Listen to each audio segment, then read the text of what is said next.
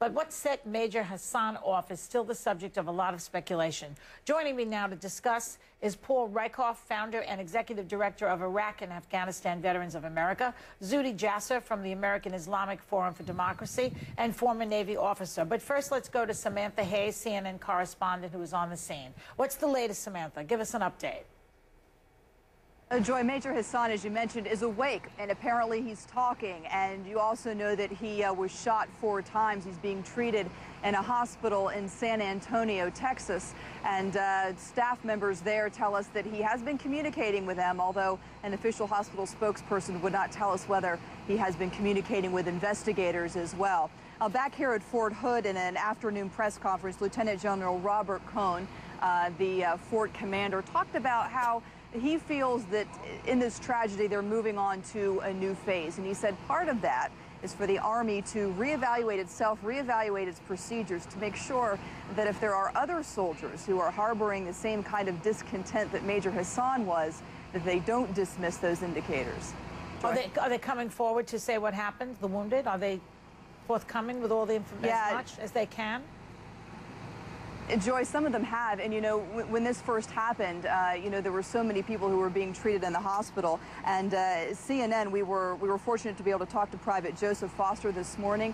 He was shot in the hip, and he, of course, is recovering, but he was able to speak to us this morning, and he said something very interesting about what he heard the suspects say before Hassan allegedly opened fire.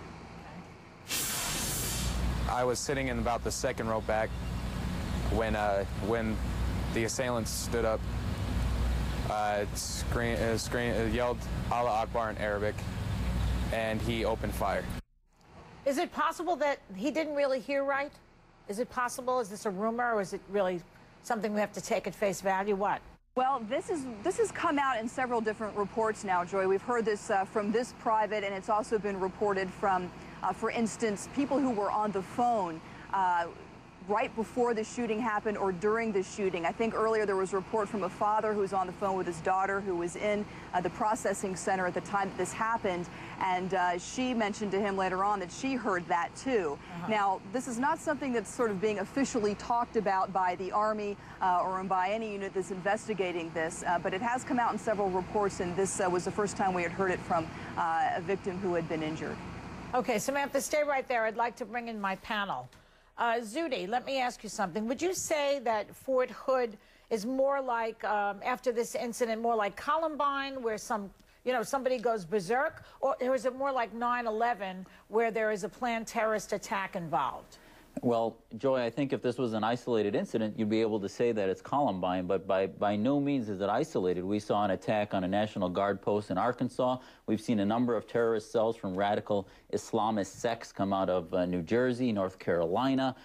We've seen out of Dallas and Chicago, and there's been over 40 attacks prevented since 9/11, and the only thing all these attacks have in common, none of them really were communicating with one another. It's an ideology of radical form of a faith that I love, that has a political version that is militant, that is radicalized and hates Western society, that separates church and state and separates mosque and state, and it's a different type of Islam. I mean, this is the issue, is who's Islam or which Islam? The Islam I was taught and I love, my parents came here because we could celebrate and practice our faith more freely in America than in anywhere else in the world. The Islam Dr. Hassan ended up practicing is one that is truly an enemy within. But what made him turn, do you think?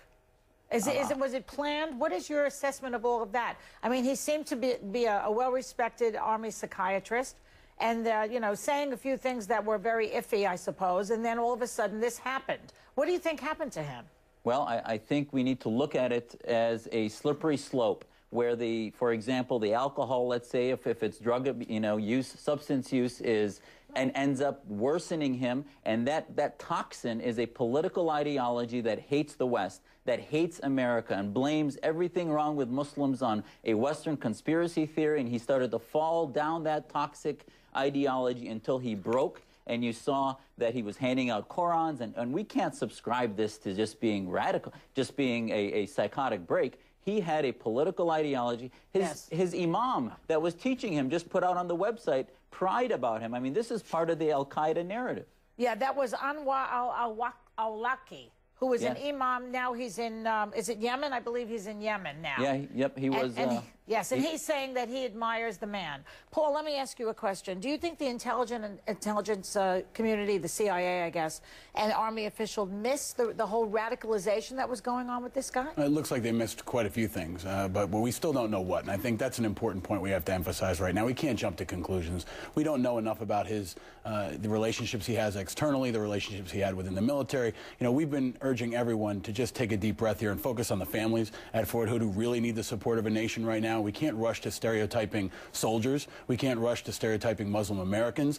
We've really got to urge folks to really focus on the families and keep that caution before we jump to conclusions about what this guy's affiliations were, because most people just don't know right now. Well, there were certain signs that he was, that he was showing signs that he was radicalizing and against the country, and no one seemed to pick it up. Let me ask you something, Zuhdi. Was this incompetence, do you think, or political correctness that nobody came in and intercepted when this guy was showing signs of being anti-American? Well, you know, our greatest asset and also our greatest liability in this conflict is this protection for religious freedom. And what's happening is, as much as I love it in order to practice my faith and my personal faith of Islam, the public, the political Islam, which this guy was expressing, people probably felt they couldn't say anything about because he said things at presentations that were concerning, and officers thought they were going to be labeled as Islamophobes if they said anything about him. And I think it's time to set aside political correctness and say, you know what? There's an ideology no different than the Marxism that Lee Harvey Oswald practiced when he was in the Marines that we need to know about and follow and track, different from the personal faith of Islam that all of us need. And remember, one of the things I want to emphasize is that if we're going to win this war of ideas and stop this virus that's spreading, it's going to be Muslims, devotional, practicing Muslims that defeat this, and therefore we can't alienate our greatest asset in this battle. A lot of people are saying that he was taunted as a Muslim. How do you think that played into his behavior, either one of you, Paul? Well, it must have added to his stress. I mean, I think there's a lot of complex factors involved here. He was also a psychologist dealing with folks coming home. Psychiatrist. A lot of training. Yeah, and he's also experienced exposure to a lot of folks coming home with severe mental health injuries. So he's under a lot of stress in a lot of different areas. I'm by no means making excuses here, but I don't think we can look to one factor at this point in the investigation and say that's the cause of everything. Yeah. But the folks at hold on, sir. The folks at Fort Hood here have been through a lot. You've got folks going through a 4th deployment coming up from the 1st Cavalry Division, and you know, those repeated stresses being involved in this mental health community, that may be a factor too. We don't know. I think a lot of folks, like your other guests here, quite honestly, are jumping to a lot of conclusions. We don't know until the investigation runs its course. Zuhdi, and at this point, we got to focus on those families. Wait. Do you think that we should be monitoring mosques? Is that politically correct to do that, or what do you think about that? Well, wait a minute. In this country, religious freedom is protected, and we have to be careful when we say monitoring mosques. I think that if the FBI or Homeland Security is following an individual and he happens to go into a mosque, it shouldn't be a sanctuary for him if they're following him into it. But remember, mosques are usually public places, so I really, in my mosque, I wouldn't have anything to hide, but, you know, I don't want our religious facilities to turn into basically places for quote-unquote monitoring, but the idea is if they're political, if they're advocating for the Islamic State or Sharia law, which is a threat to the West, a threat to the individual rights that we so much protect and the human rights, we need to acknowledge that. And I think one issue about what he was mentioning about harassment, if it's not harassment, individuals like Dr. Hassan are going to blame American foreign policy, they're going to blame Israel, the Jews, they're going to blame something. So I would be careful to say that, well, harassment led to his acting this way. Something he was going to find to allow him to sanction his action. Stress-wise, though, there are only 408 psychiatrists in the Army, and they're serving 550,000 active-duty troops around the world. Yeah. That is really a pathetic number. It is. These guys are really suffering the from amount of resources we've leaned against post-traumatic stress disorder and mental health issues is woefully inadequate. Yes. You know, as many as 1 in 3 folks are coming home from deployment with post-traumatic stress disorder, severe depression, and these folks, you know, separate from Major Hassan, are under tremendous pressure. And if there is a wake-up call that can come out of this, it's that we need more support for those troops and their families. Okay, thank you very much to my panel. Back in a minute with the Queen of Southern Cuisine, Paula Dean.